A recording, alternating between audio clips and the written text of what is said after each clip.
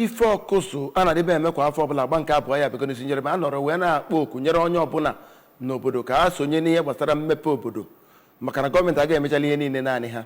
Kọmishọna na-ahụ maka ala ọkammụta Ọfọnza Uche Azị mere ka mata nka na Ọkụzụ Civic Center kansụl oyi na Anambra Steeti na mmemme ife ọkụzụ agba nke abụọ ya ndị chịkọbara ya bụ ife ọkụzụ Development Association. Amaka Chibuzo Okoye wetara ya akụkọ a.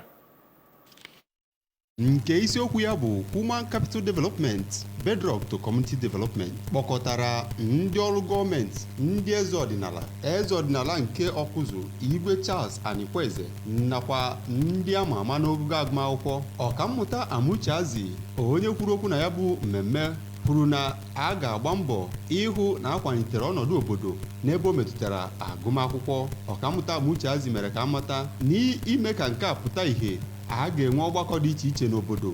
Ndị ndu ga-aghọtakwa ọrụ ha n'ebe o metụtara ijere ọha na eze ozi nke ọma. Onye eze ọdịnala nke Awkuzu, Igwe Anikweze, kwuru na ịkwalite ọnọdụ mmadụ dị mkpa maka ịkwalite ọnọdụ obodo.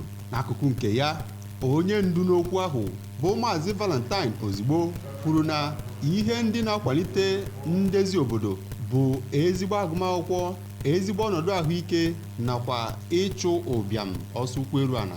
Na mbụ n'okwu nnabata ya, onye prezidenti nke otu ahụ Barrister Imanweke, onye kwuru na otu ahụ bụ otu kasịnụ n'Awkuzu nyegara ndị gụrụ akwụkwọ, kwuru na ha ga na-enyere ndị ka nọ n'ụlọ akwụkwọ aka n'ebe o metụtara agụmakwụkwọ ha, inye onyinye nkwanye ùgwù nyegara ndị mmadụ bụ ndị mere nke ọma n'ịkwalite agụmakwụkwọ, ndị gụnyere onye bụbu onye presidential candidate nke Labour Party na nhọpụta nke gara aga emere na Naịjirịa, Maazị Peter Obi. Ọkammụta Uche Azị nakwa ndị ọzọ bụ ihe emere na ya bụ mmemme.